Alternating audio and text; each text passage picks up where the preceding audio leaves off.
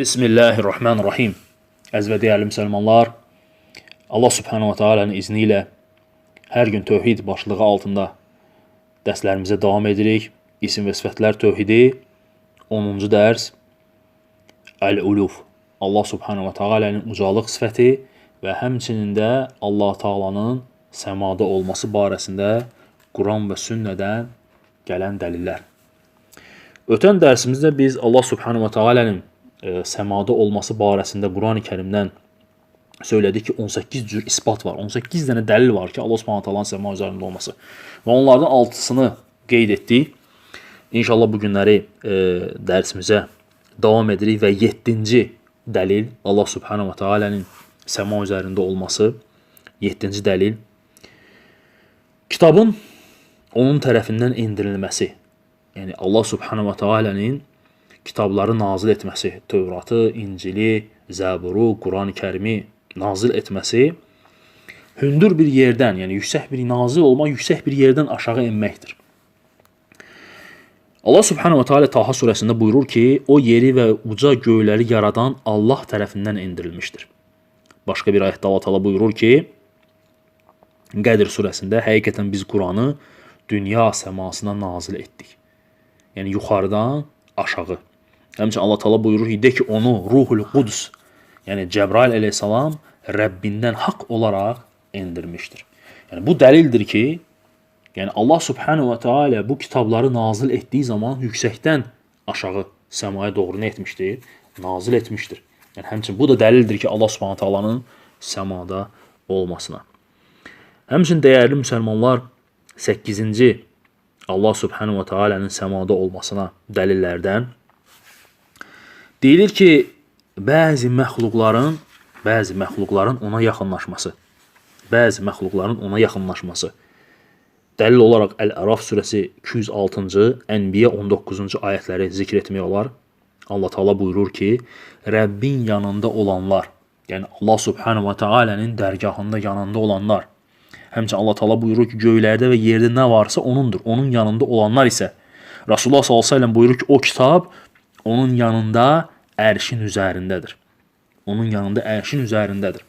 Həmçinin Təhrim surəsində Allah Taala buyurur ki, Fironun yoldaşı Asiya dua edərək, bilirsiniz ki, Asiya iman gətirmişdi. Allah Taala'ya belə buyurur: "Ey Rəbbim, öz dərgahını mənim üçün bir ev qərar et və məni Firon və onun əməlindən qurtar, məni zalım qövmdən xilas et." Yəni bəzi məxluqların ona yaxın olması.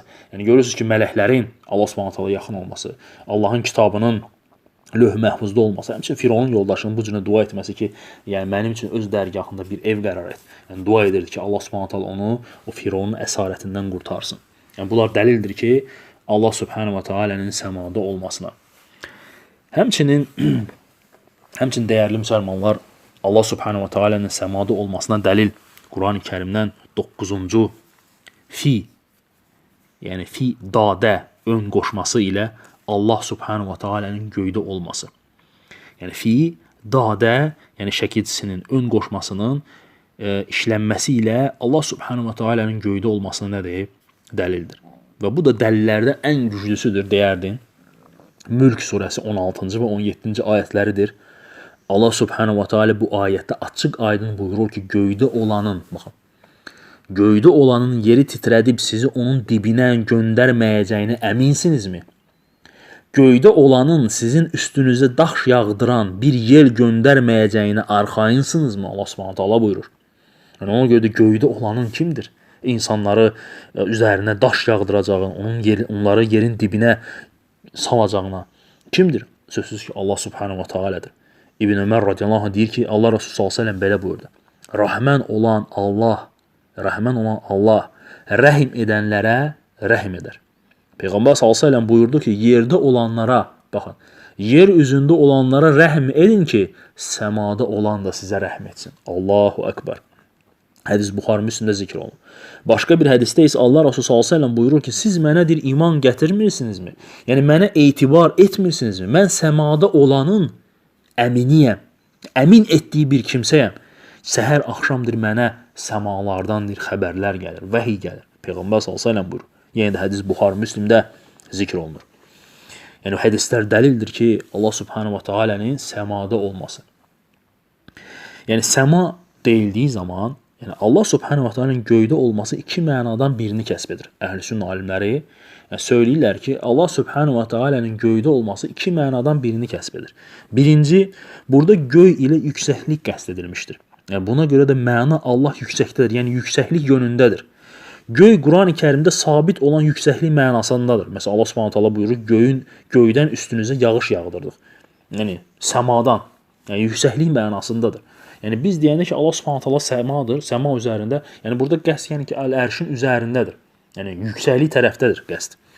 Və həmçinin də ikincisində də qeyd olunur ki, ayədə keçən fi səmə, yəni ləfzindəki fi alə mənasındadır. Yəni fi kəlməsinin ön qoşmasının iki mənası var. Yəni bir var mənası dadə, yəni içində, nəyinsə içində mənasındadır. Bir də var ki, fi kəlməsi alə üzərində mənası kimi işlədilir. Məsələn, necə ki Allah Taala Qurani-Kərimdə məsələn bu ayətlərdə onu göstərir ki, yəni burada fi, yəni göydə olanın, yəni fi səmə üzərindədir. Yəni fi səmə üzərində gəlib. Bu mənada gəlib fi kəlməsi. Və dəlil olaraq başqa ayətləri də zikr etmək olar. Məsələn, Tövbə surəsi 2-ci ayətində Allah Taala buyurur ki, yer üzündə dolaşın.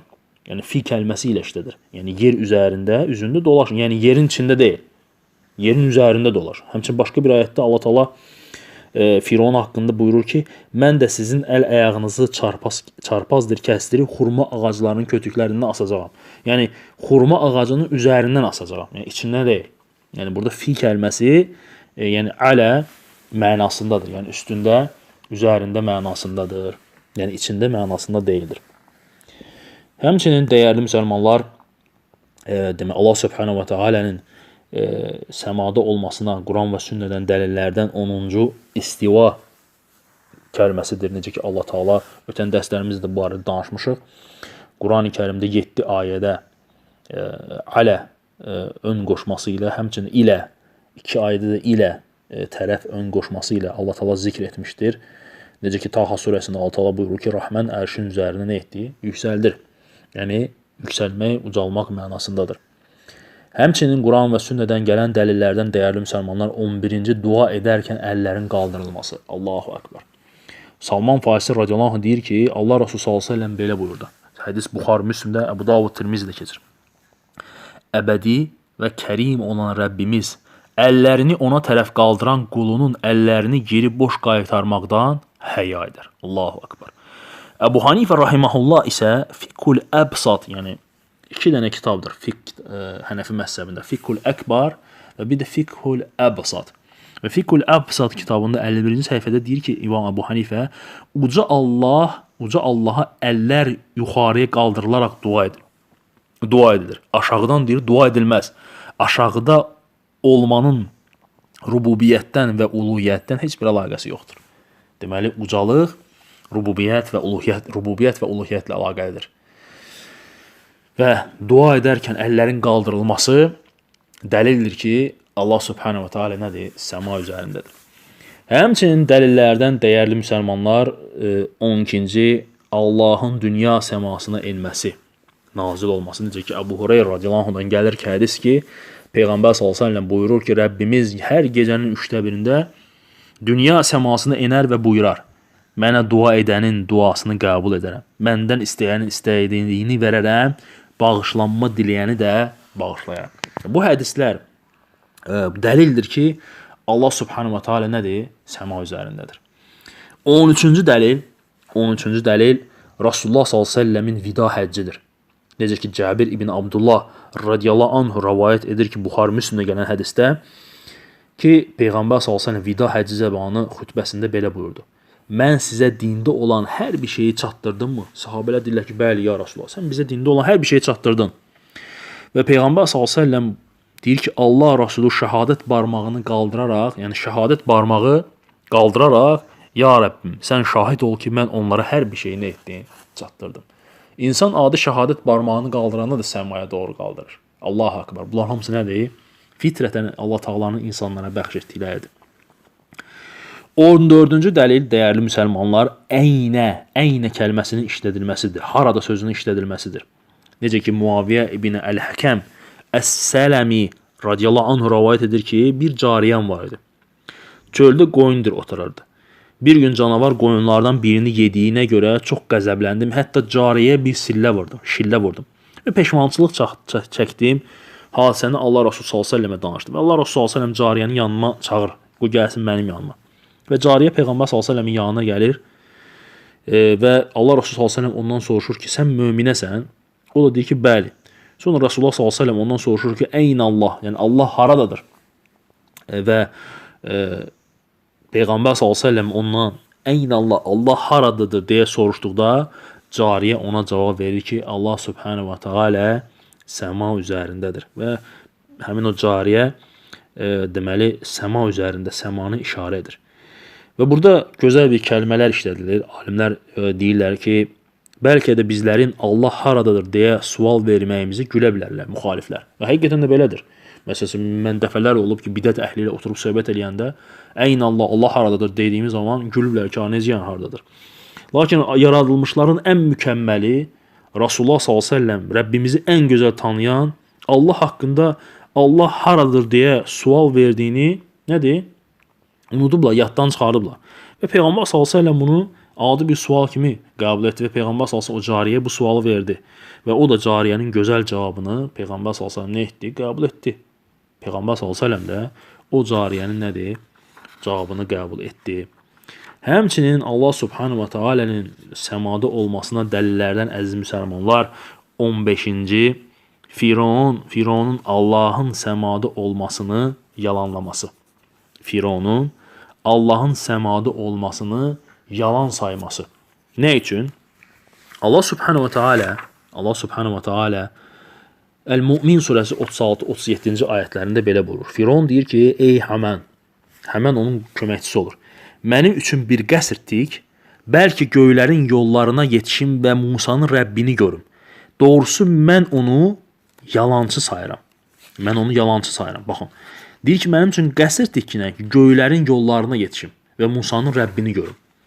Yəni Firon Musa əleyhissalamın ilahının səmada olmasına dair vermiş olduğu xəbərin yalan olduğunu sayırdı. Musa əleyhissalam ona bildirmişdi ki, Allah subhanahu taala səmadadır. Və o da bunun yalan olmasını sübut etmək üçün Hamana deyir ki, mənim üçün qəsr tikkinə ki, mən çıxım görüm oradadır. Allah yoxsa yox, astagfirullah. Yəni doğrusu mən onu yalancı sayıram. Mümin surəsində Allah Taala buyurur. O halda belə bir sual ortaya çıxır. Nisbət etibarilə kim Firona daha yaxındır? Hə? Kim daha yaxındır Firon? Allahın səmada olmasını qəbul edən bizlər, yoxsa Allahın hər yerdə olduğunu və səmada olmasını inkar edənlər? Heç şübhəsiz ki, Firon Musanın əleyhissalamın ilahının səmada olmasını yalan saymışdı.